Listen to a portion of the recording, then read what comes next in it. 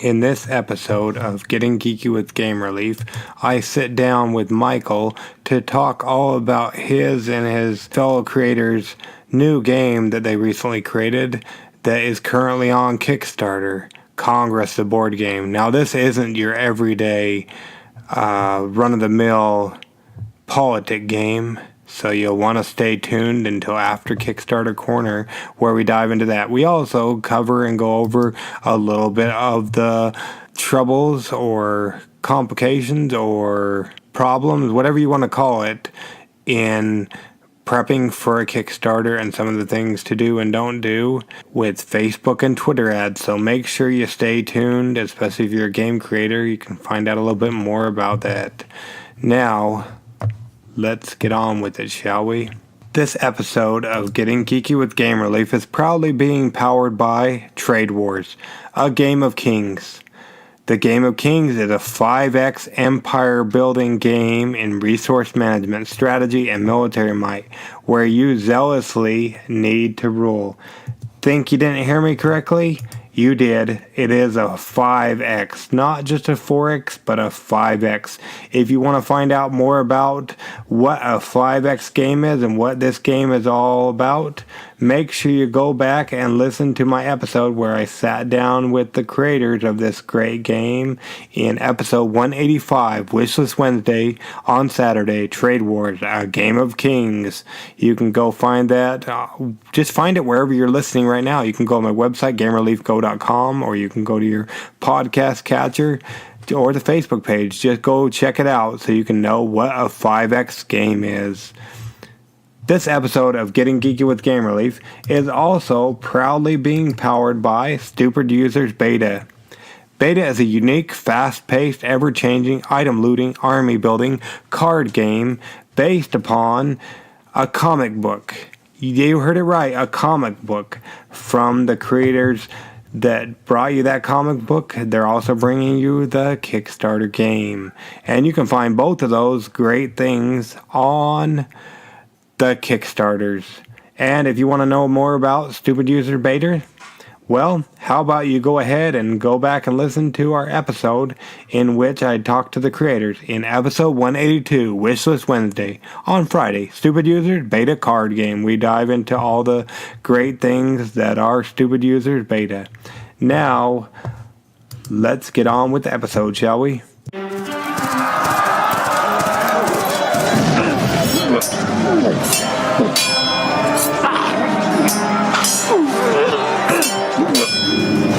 Getting Geeky with Gamer Leaf, the podcast in which one man strives to level up his geekhood and helping you do the same, one battle at a time.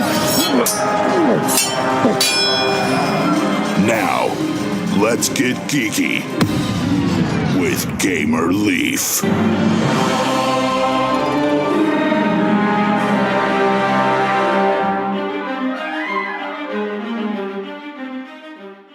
Just a reminder, you'll want to hang on until after Kickstarter Corner so you can find out all about Michael and his great game, Congress the board game, which isn't your run-of-the-mill politics game.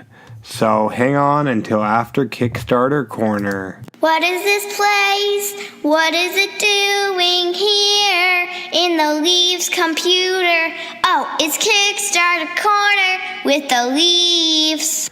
Kickstarter's crazy these days, and we like to help you peruse it without having to peruse it. You can find out about some great games that are on there by listening. Today, we're bringing you 7 great games on our Kickstarter Corner. The first one is Crazier 8, 1001 Nights. It's a gateway fantasy card game. Me and some of the other Leafs, we went ahead and we previewed Crazier 8's Camelot version. You can go ahead and find that episode if you want to find out what we thought about it, pinned to the top of our Facebook page. You look up Getting Geeky with Game Relief and you can find that there. This is a great game. I really enjoyed it, and it looks like this project is almost done on the Kickstarters. At the time of recording, about 56 hours, so you'll have a little bit over 48 hours by the time you hear this episode, depending on when you decide to listen. But definitely go ahead and check it out. They've reached their goal. They've surpassed their goal. And they're breaking all kinds of stretch goals on there currently. So definitely go ahead and check out Crazier 8's 1001 Nights. We really liked Crazier 8's, the Camelot version, so much in fact that I went ahead and had Lady Leaf back this great game for us. Whoa! Woe is me! Battle Bosses is so close now. Just the other day, it was only at 20,000, but Battle Bosses, which is a multiplayer miniature battle arena game for 2 to 6 players, where each player controls an epic boss and their minions, blew up overnight, and it hasn't even reached the 48-hour mark. This is awesome. Right now, they're at $44,087 out of their $45,000 goal. You can still get in on the fun, and it looks like this project will fund. Right now, at the time of recording, there's about 69 hours to go on this project. So you have through Friday, this Friday, the 14th of September, 12 p.m. Mountain Standard Time, to get in on this action of this great game, Battle Bosses. Wow, that just blew up overnight, didn't it? So definitely check that one out. Another one that's reached its goal a while back ago. Did you ever play Truth or Dare as a kid? Would you like to play that now with your teenagers? Well, definitely check out a strategic party game for people. Players perform challenges to earn badonkadors. The most money after 60 to 90 minutes wins. This is coming to you from Jackwagon. And as we're a family-friendly podcast, you know we would only tell you about the family-friendly option, which is option number 1. Play the family-friendly way. To do so, you play with the green challenge deck only by removing the jacked up cards and excluding the Jackwagon deck. Our family-friendly version, acceptable for teens ages 13 to adults. So definitely check out Jackwagon's new party game there on the Kickstarters. Project Management, a soul-crushing card game. You heard me. You're right. It's a soul-crushing card game. It's a cynically satirical card game of office politics, set in the worst office environment of all time, a government department. The art on these cards is spectacular, at least I think so. So definitely peruse on over to the Kickstarter, click the link, we'll leave all those in the show notes. If you want to get in on the fun of this great game, you only have a short amount of time, well, less than 2 weeks, but you still have 2 weeks, going through Tuesday the 25th of September. Now, enough talk about politics, huh? What about diving back deeper? Back to a day when there was dragons. That's right, dragons. Do you like dragons? Do you like Meeples? Why not combine them into Dragon Meeples, which would equal Dreeples? That's right, Dreeples, which are Dragon Meeples, and TradeWarz Relaunch is on the Kickstarters currently. It has awesome game upgrades with an explosive board game option.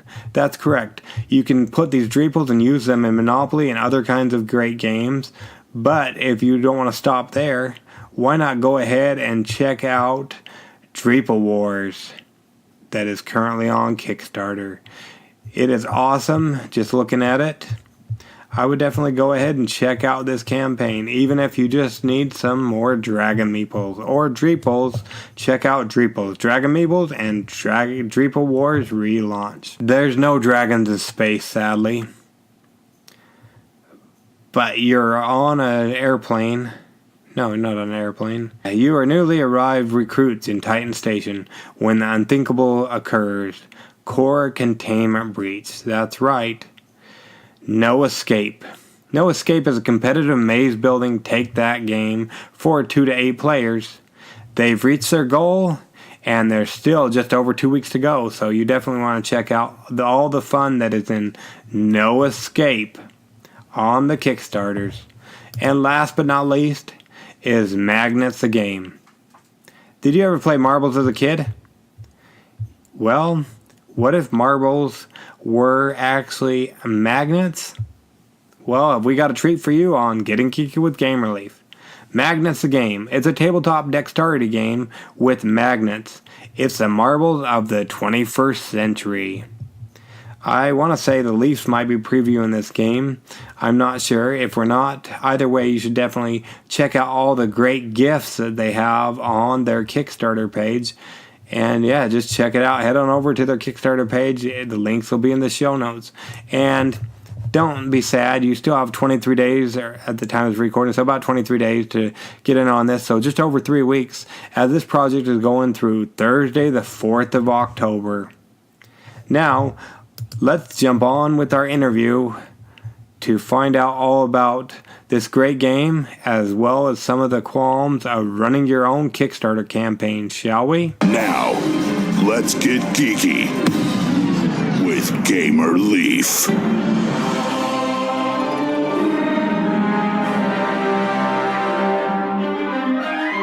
This is Bjorn. Bjorn has a dream to become the President of the United States of America. To do this, he must pass legislation in Congress to earn nomination points. This is Bjorn's office. Bjorn is a senator for the state of California. Californians dream all day about globalization, arts, and conservation. If Bjorn wants to stay in office, he'll have to keep his constituents happy by passing legislation that advances these interests. This is Congress. When Congress passes a bill that Bjorn proposes, he receives nomination points. But Bjorn is a senator, not a dictator. Bjorn can't pass a bill without the support of his fellow senators. In order to propose a bill, Bjorn bids for the privilege of speakership. Bjorn picks a bill he's sure everyone will love. None of the other senators bid, so Bjorn's bill is selected, and he becomes the speaker. Congress is now in session. Now the senators have a chance to add amendments to the bill. Wendy Bardstead won't even consider a bill that doesn't fund the new monorail. Tina Polanski loves this bill so much that she wants to share the spoils. This bill is looking popular, and Bob Ducey is nothing if not a trend follower. Clara Gomez understands that no bill is complete without a space probe. Bjorn has decided this bill has more than enough pork, so he calls the bill to a vote. If the bill fails, nobody gets anything. Fortunately for Bjorn, this bill passes. Bjorn gets nomination points for passing his bill. America's interests are also impacted by each bill that is passed. Bjorn's term is almost up, and it's time for re-election. Let's check on how he's doing with his constituents in California. Good job, Bjorn! You will be collecting donations from your constituents for your work promoting globalization and conservation. As everyone knows, winning an election is always about having enough money. Bjorn will need $6 million to pass this election. Hooray for democracy! Now the clock on the wall says the campaign season is drawing to a close. Let's see if Bjorn has enough points for the nomination. So close. There's only one way to break this tie. These are the bills that Congress has passed. What luck! Bjorn has passed bills which advance the secret agenda of the healthcare conglomerate. That's good thinking, Bjorn. This is Bjorn. He's the nominee for the President of the United States of America. Vote Bjorn.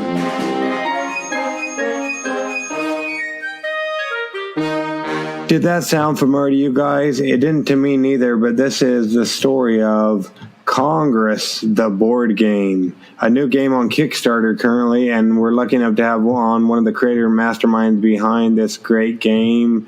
Let's see here. Michael, is that correct, Michael? Is that how you fall in line with Congress, the board game? Yeah, there's three of us here. So I'm Michael. I'm one of the designers. And then there's also David and Alex. In case I use their names, they couldn't be here at this time. Thank you so much for joining us on Getting Geeky with Gamer Leaf. We really appreciate it, Michael. No problem. Awesome. Now, before we get into Congress, the board game and whatnot, let's rewind a little bit. We don't have to go back too terribly far, of course, unless you were born into board games and whatnot. But how did you get started into playing tabletop board games and whatnot? Well, I have been playing board games for my entire life. Actually, all three of us have been doing that, to playing the games. But recently we had this idea.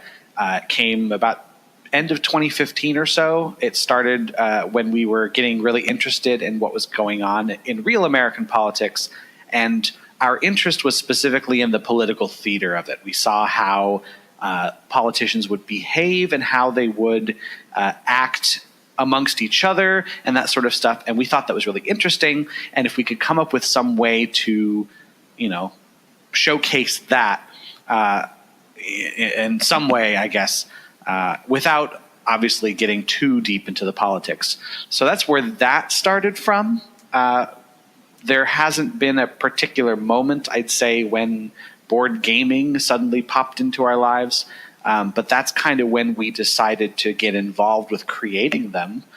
So that was about 3 years ago. Some people start off with the hobby games. Some people usually start off with like the old Monopoly and Risk and all those old school games. How did you get? Are you involved in what hobby board gaming is today? Then Sure, yeah. We actually, of course, got started with some of those games like Monopoly because when we were little kids, that's kind of all you had.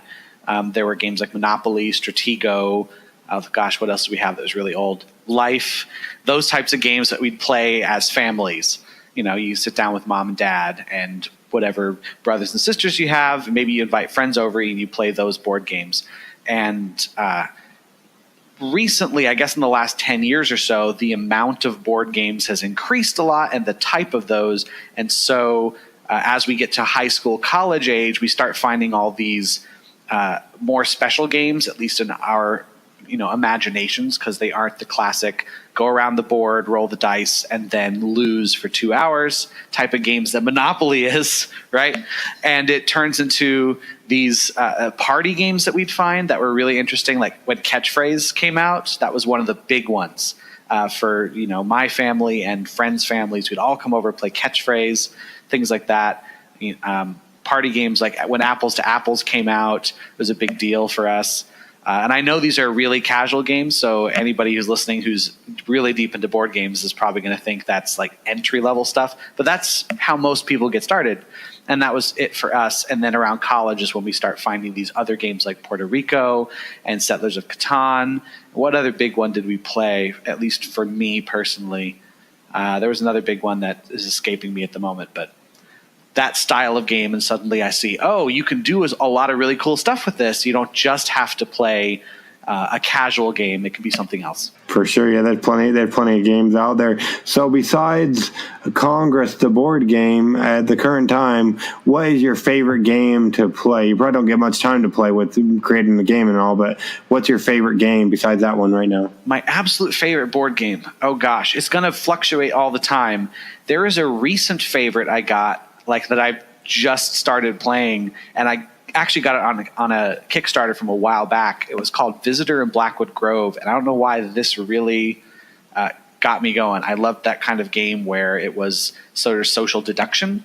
That is the most recent favorite. I know that's probably not a great way to answer. I'm supposed to have like the one thing that's been my entire life favorite, but it really has changed. Oh, no, just a current favorite. Yeah, they can change so much with all the games out there. So you said, what is it called? Visitors of Blackwood Grove or something? Yeah, Visitor in Blackwood Grove. It's pretty recent. Like, I think it shipped out a month ago. Oh, wow. When was it on Kickstarter? Oh, gosh, it must have been at the latest the beginning of this year because of how long it takes to ship those things. So it was a while back. So maybe there's somebody out there like me that hadn't heard of that one. What can you tell us about that game? That game was everyone gets their own little role. So there's an alien, there's a kid, and then whoever's left gets to be an agent. And the objective is the kid is trying to save the alien from the agents who are trying to capture the alien to experiment on it. There's a force field. Only certain objects are allowed through, and you have to figure out what the rule is. Mastermind style, like what's allowed in, what is not. And the alien gets to just make up a rule, whatever they want, and then you have to deliver clues in such a way that, the agents don't get it, but the kid does. And I guess what I like about that is, well, the social deduction aspect. You do interact with other players. You're not just sort of moving pieces on a board.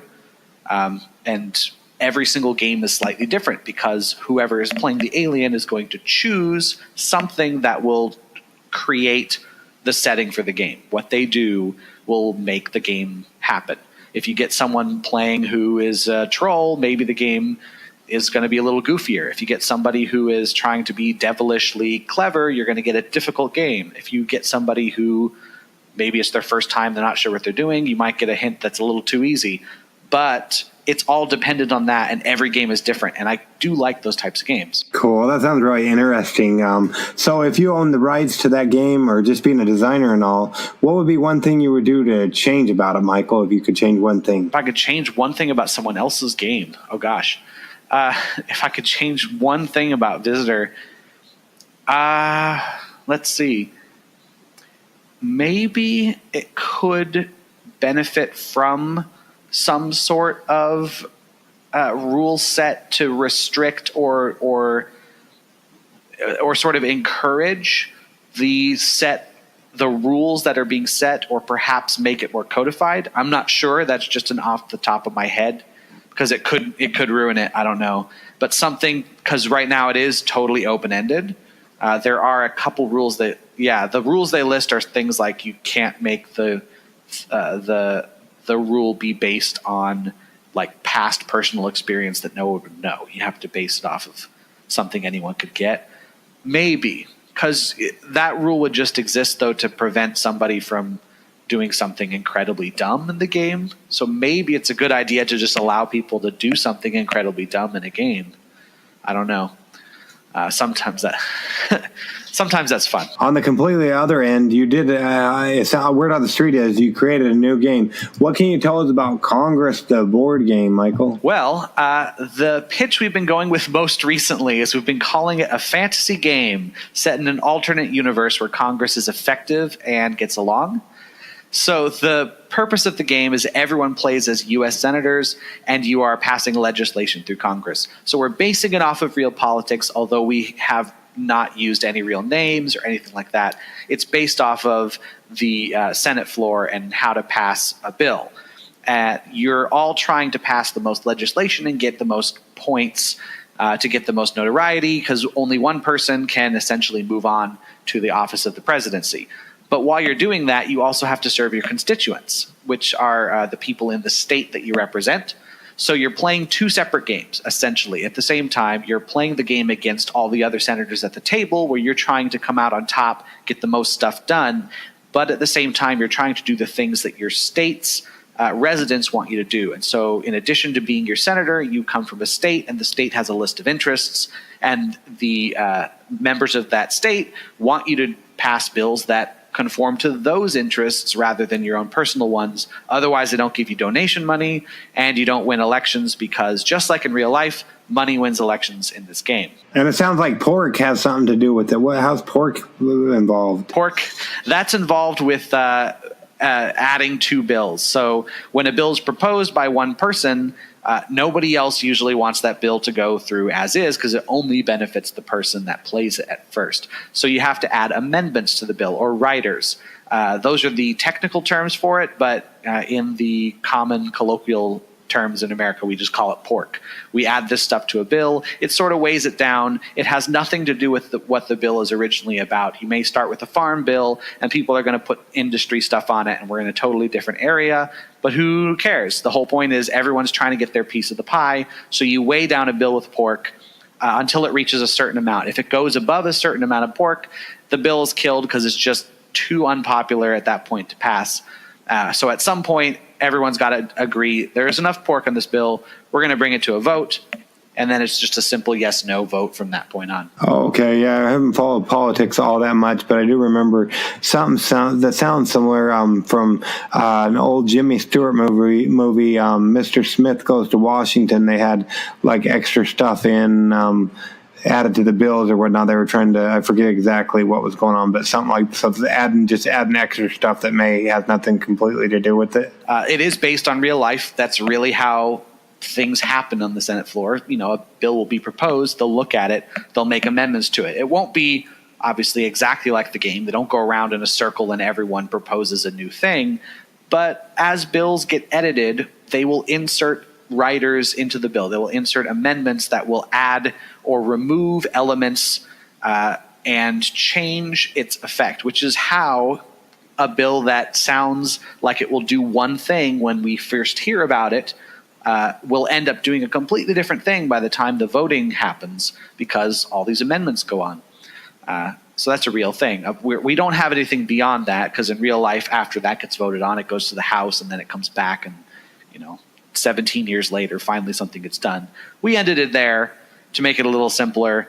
That's all we really wanted to do for the game, was propose a bill, dump a lot of pork on it, make it something fun for everybody, vote to pass or vote to fail, and then move on to the next bill like nothing happened. Okay, and this game doesn't take 17 years to play, though, does it? No.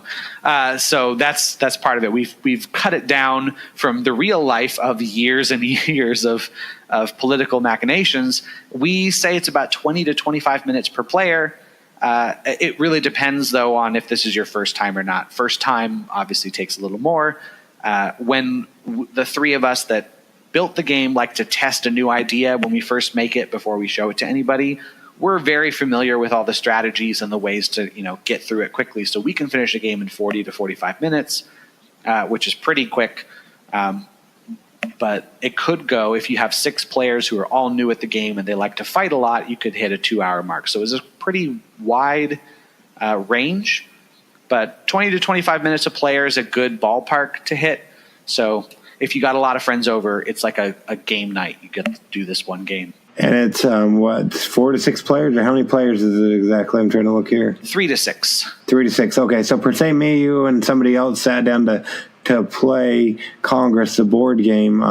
How would that look or sound? I mean, this is a podcast after all. Like, what's going to happen on my turn? What's the turn look like? Turns is a little bit inaccurate. It depends. There's some moments where we play in turns, and there's some moments where everybody does everything. The game moves in sessions, and every session has a set of phases. So we start by drawing a few bills to look at. So there's some options for us. We all look at them, and then we're going to bid for speakership. And we're just using the term speakership as a catch-all, the idea being that we will decide who will be responsible for a bill. And so we all just go around and we bid money to see who is going to be the person to propose this bill before the Senate, because the person who does that gets points if it passes. So after that is done, then we get to go around to the circle and drop our amendments one at a time. So at that point, when it comes to your turn, you look at the cards in your hand, which are the amendments, and some action cards, which are basically take that cards that we get to throw out there. You look at that, you decide if you want to play a card or not. You get to add those to the bill. It keeps going around until it gets back to the designated speaker for that turn. And if the speaker decides to call the vote, then we move on. Otherwise, we keep going around until either we've added too much pork or the speaker has said enough. Then it's time for the vote. And that's pretty simple. You either vote yes or you vote no.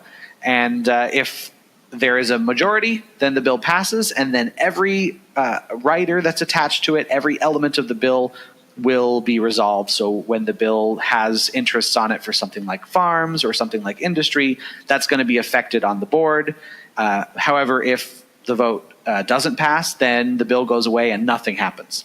So sometimes that's what you want to do. You want to make sure a bill dies because you don't want what it says on the bill to happen, because it's going to hurt you personally, or it's going to make the people in your state unhappy. But if not enough bills pass, then not enough stuff happens. You don't get enough donation money, because after a set number of sessions, it's time for a midterm election. You get all your donation money in based on how well you played. Then you need to have enough money to pass the election, which is done by adding a few numbers together on the board, as well as a small dice roll. Okay, so and then I'd have to add those numbers and do a small dice roll, and that's how I can tell if I win the game. Is that how that works? Basically, then after the election, you basically see if you have enough points. So a example turn would be, we draw 3 bills. We all go around. Someone bids $2 million, says, I want to be the guy to be the speaker. Nobody else contests that. So this person takes the 3, picks one of them, puts the other 2 away. This bill says, all right, once we finish this, we're going to improve farms and industry. Let's keep using those 2. And then also on the bill, it says something like, hey, if you're a senator from this particular party, you'll also lose $1 million if this bill passes. Something like that will also be added to it. So in addition to things with states, if you happen to be a senator from that party, you're going to get penalized just for it happening. And if anybody else at the table is a member of that party, they're going to try to make sure this doesn't go through, or they're going to add riders to negate that by saying their party gains money instead. So that bill is put down. We go around.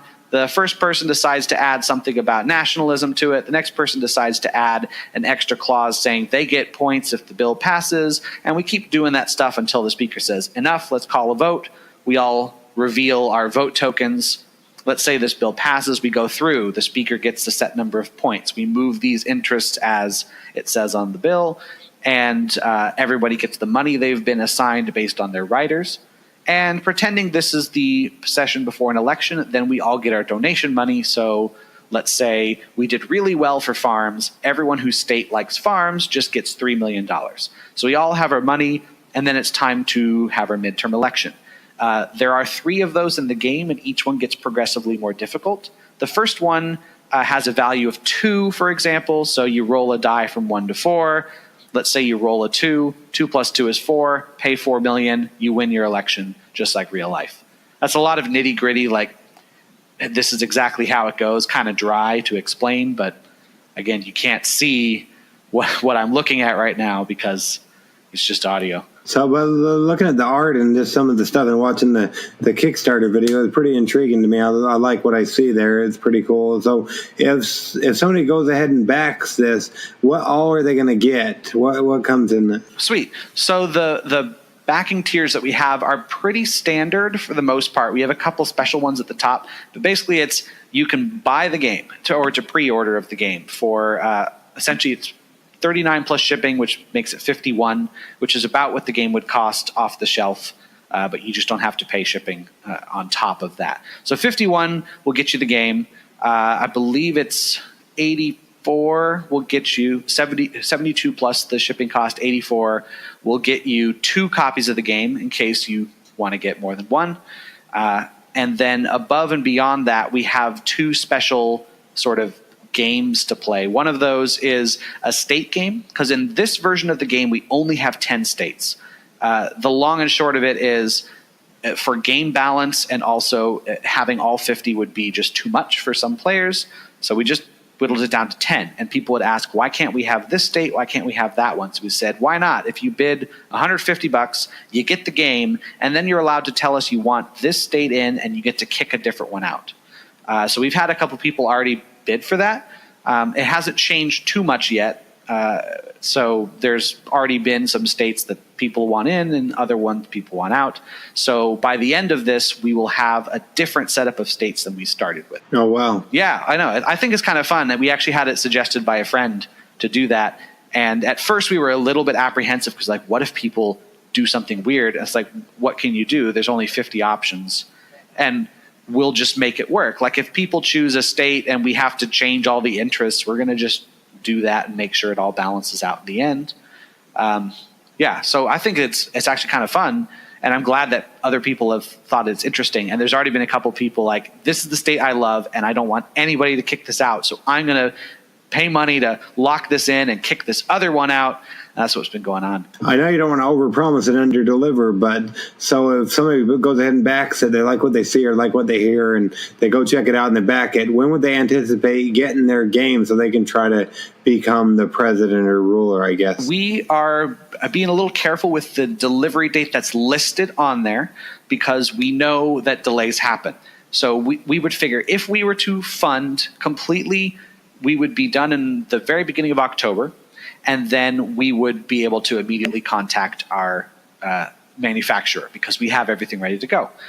That should take several months to print, and then it will take several weeks to a month and a half or so to ship to our fulfillment company. And then it would take even longer to ship out there. So we said, if everything goes really well, that would probably be March. So we're going to say July, just because we know. So we're going to say July is what we're aiming for so that we could get in earlier, but hopefully we wouldn't have to wait long. Awesome. Yeah, so that's pretty cool. And they got everything on there. It looks like a pretty fun game. And before we were talking, and you talked about you had a list, you built a little bit of a list or whatnot. And I was looking at the comments or whatnot. I guess you launched the day after PAX. Did you guys showcase it at PAX? Yeah, we had a booth at the Indie Mega Booth. For a couple days there, and it was packed the whole time. It was great for us. We're new developers. We're new to all this kind of stuff. So we've been to a lot of places and talked to people, but it tends to be in the smaller indie or conventions.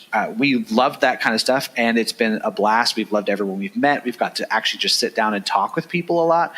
This was a very different experience. This was more like make sure that you are hydrated and you've had lots of protein because you have 8 hours of no break. There's just constantly people coming in and coming to play your game and talk to you, and it's loud and it's a lot of fun. By the end of it, I fall into my bed and I don't even have a chance to close my eyes and I'm out like a light. It's exhausting and it's fun. It's a hearty recommendation for me if you get a chance to show there. So we did. We showed at PAX and we were handing out postcards to people saying, hey, the Kickstarter's up the day after this because we're insane and we're not giving ourselves time to recover but do this, because for us, we just wanted momentum. That's really what we need, because that's our followers here. We just needed to make sure the people that saw us at PAX still remembered us there. So, a week later, it's harder to remember what you saw. So we figured we'd do that and then sleep in October. Oh, there you go. Yeah, they say you sleep when you're dead, but I guess you can sleep in October, so that's good. Oh, yeah. I'm definitely nervous about it, because why would I not be nervous? It's a Kickstarter, and a lot is riding on it. So lots of nerves. You said you're a first-time creator and whatnot. In preparation for the Kickstarter, what are some of the things that you did? We get a lot of designers that listen along. What are some of the things you did to prepare for the Kickstarter, if you don't mind us asking? Oh, no, don't. We did actually a lot. When we first started making the game in 2015, we actually started looking at Kickstarter immediately. We didn't know if we would have to crowdfund, if we were going to do some other path, but we said, let's learn what this thing is. So we've been watching it and reading about advice and that kind of stuff. That's very general things, looking at what campaigns do well, which ones don't, especially on the ones that don't, like what are some disastrous things you could do? Like, hey, I only need $60 to make a board game level of bad choice. So it's like, we need to make sure we do this, and this. We talked to some people who've done Kickstarters, recently, one of which, Joseph Chen, who made Fantastic Factories, which recently did really well on Kickstarter. Like, he's one of the people we talked to, like, hey, could you take a look at our page and make sure we're not doing anything incredibly dumb? And he did, and it was great. He said, here's some things that work, here's some things that don't, here's some advice we can give you, and it was excellent. We got to do some things like that. And some other people we talked to as well who knew Kickstarter and could help us out in that area. I personally did the whole budget sheet. Apparently that's my job now, is all the numbers.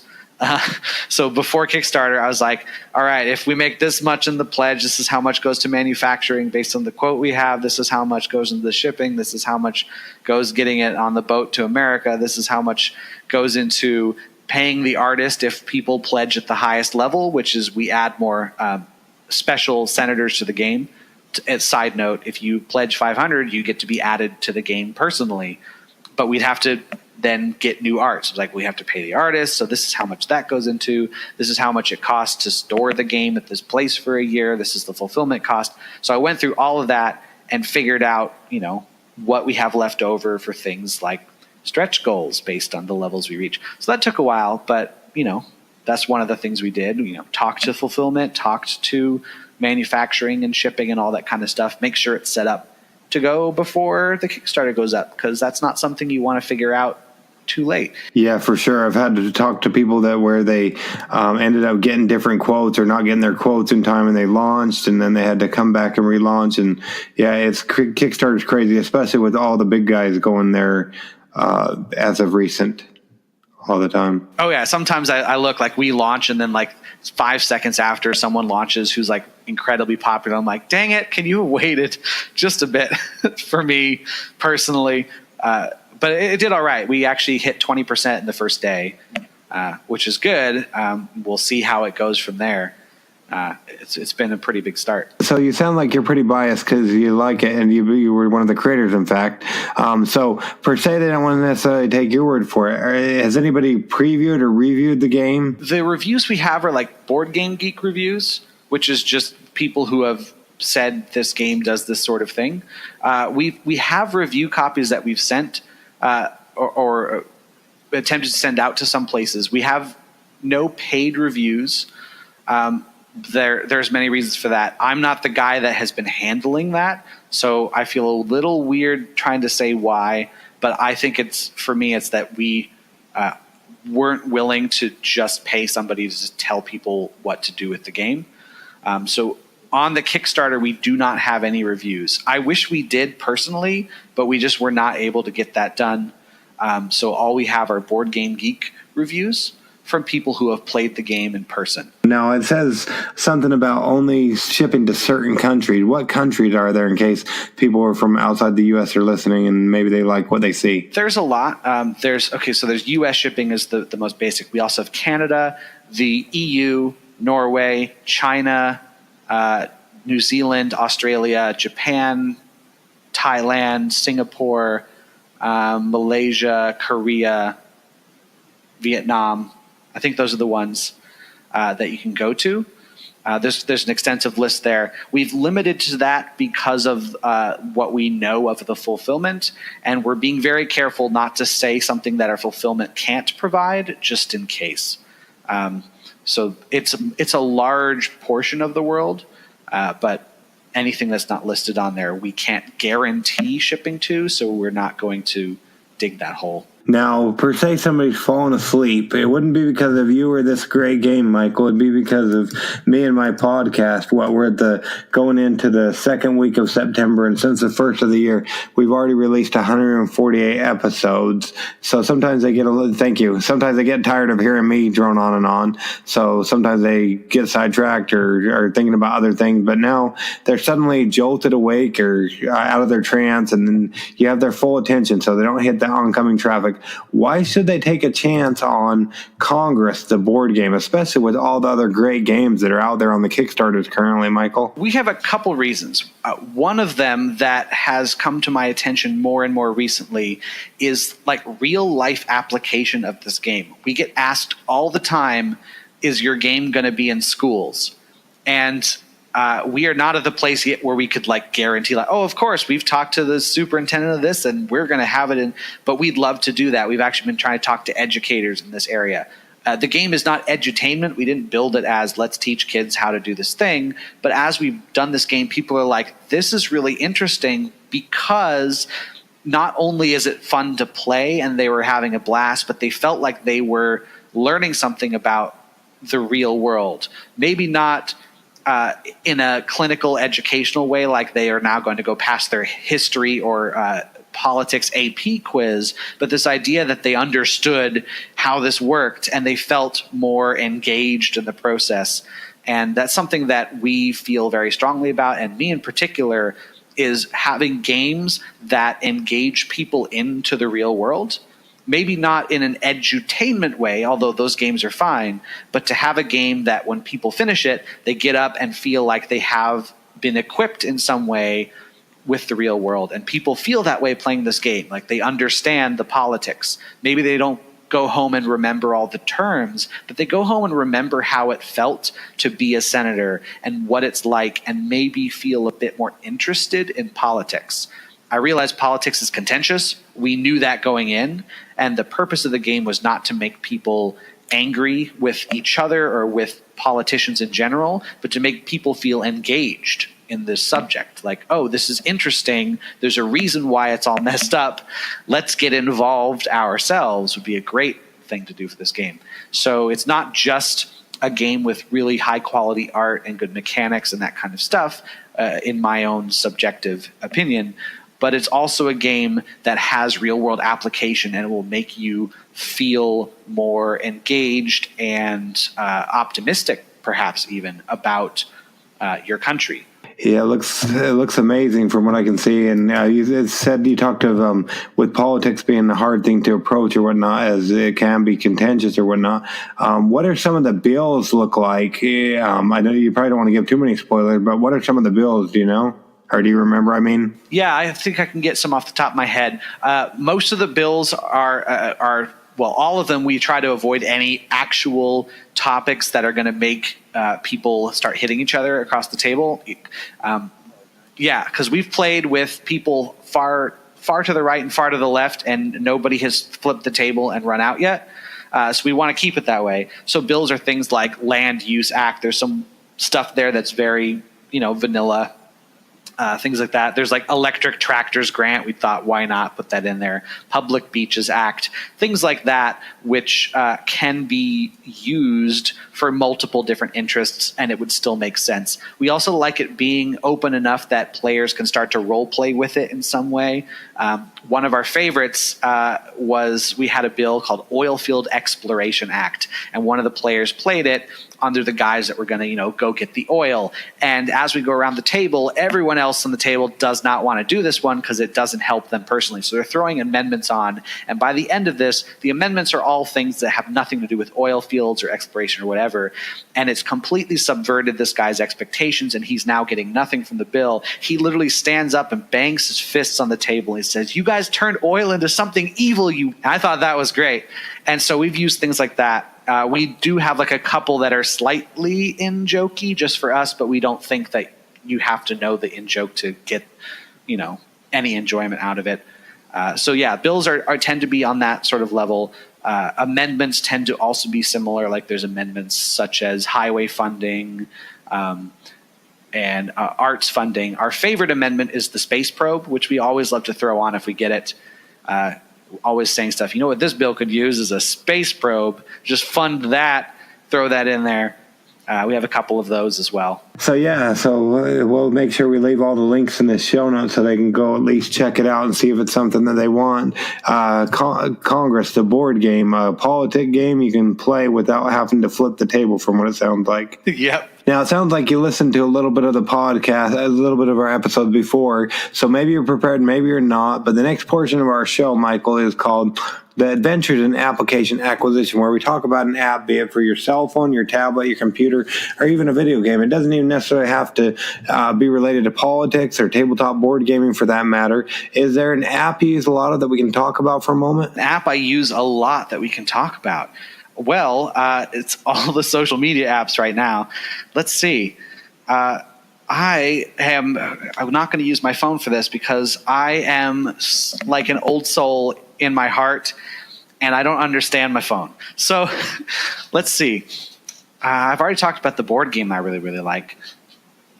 I definitely have been getting into understanding, at least with things like Facebook and Twitter, how to use the ad portions of those. But that's really boring to most people to be like, now I know how to pay money to make sure that random strangers get to hear about my board game, because I've been doing that a lot.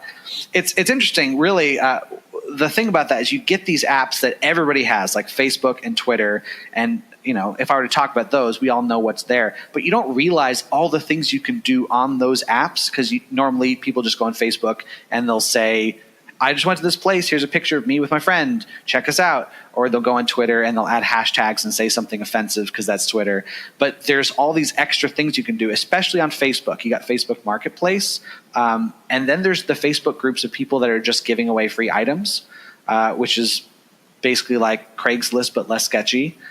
And all these other things that you can get into. And for me, I'm again, old soul. I don't have 40 different apps that all do this different thing. I just try to find within the one or two that I use, if I can find an application that works for me. Awesome. So you said you talked to Facebook of like the ads and stuff. Maybe there's somebody else preparing a board game out there that maybe we'll need to know. So what can you do with the app that you didn't know before? Yeah. So if you're doing this, the first thing is it's not super useful. We learned to start doing ads before a game is up, like before people know you're there. We started doing ads after the Kickstarter went up.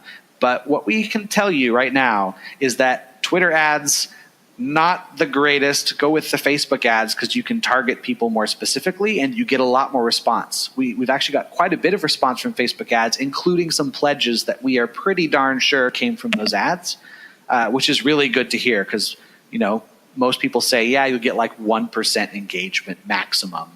And so, they're trying to make it sound like if you pay all this money to ads, you won't see anything. But we've actually seen some stuff immediately by saying, hey, let's just put the Kickstarter link up and send it out, pay a few bucks, and only target people who like board games. And there you go. Facebook can let you do that. And it's pretty cheap for what you get. It's easy to use.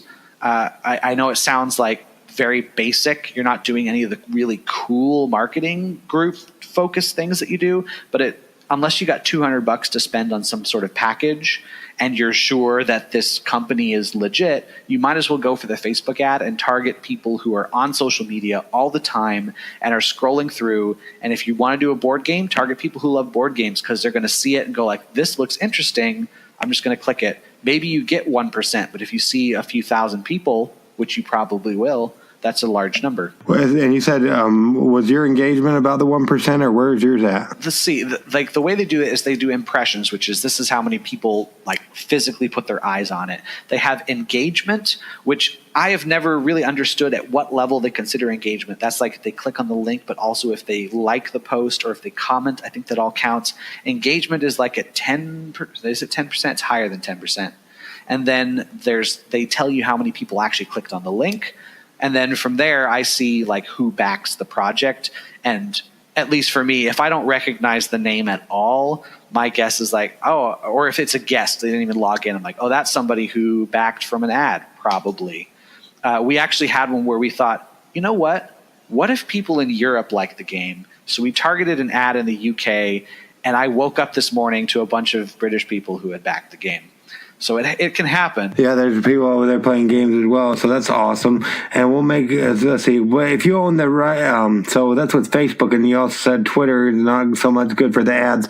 But if you own the rights to either of those applications or apps, what would be one thing you would do to fix them or make them better, Michael? Let's see, the Facebook ones seem to work just fine the way it goes, although I would like the ability to create a separate ad rather than boosting a post. I think it's possible.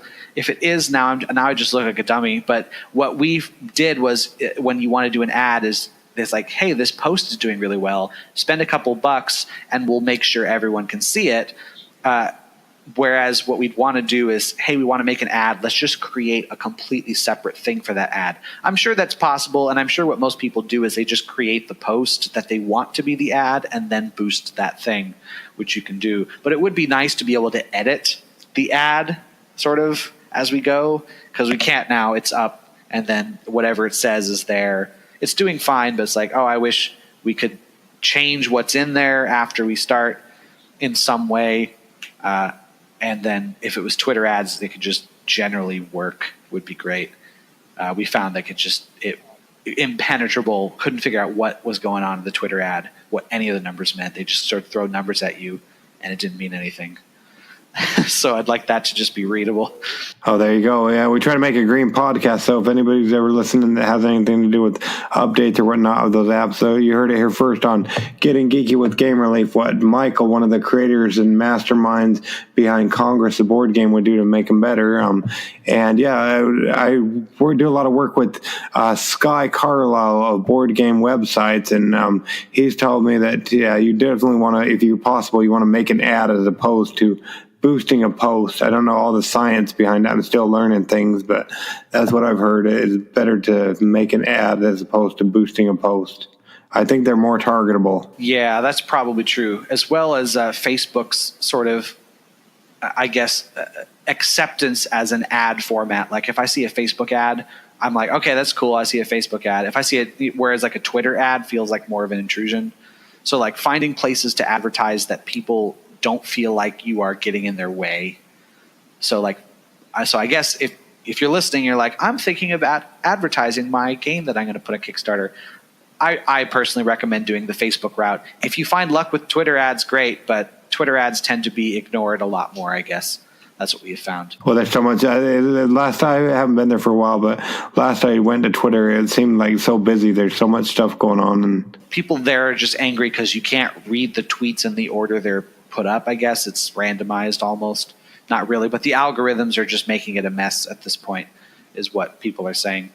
I don't actually understand. Maybe it's working just completely fine, but with my level of understanding of Twitter and the people who are confused about what they're seeing, the ads tend to get buried in there. Like, I remember Facebook ads a lot more than I remember Twitter ads. So awesome. Yeah. So if anybody's listening out there that has any experience with Twitter ads or knows anything about it, go ahead and give us an email over at gamerelief@gamereliefgo.com, and we can go ahead and see what's going on with that. But yeah, we don't want to keep you all night, Michael, but we really appreciate you coming on Getting Geeky with Game Relief with us tonight to talk all about Congress, the board game. Oh, yeah.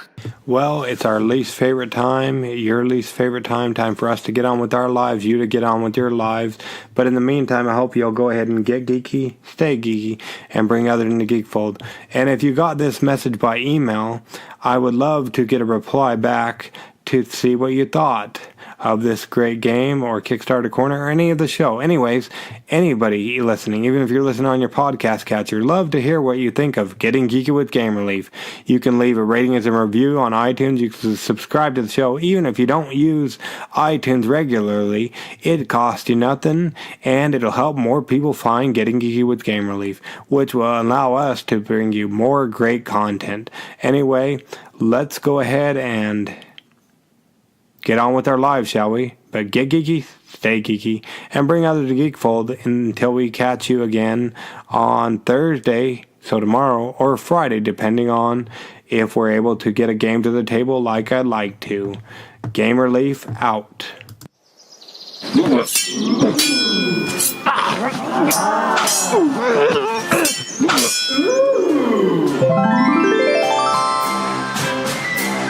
Gamerleaf levels up. Tune in next week to see if Gamerleaf's luck holds up.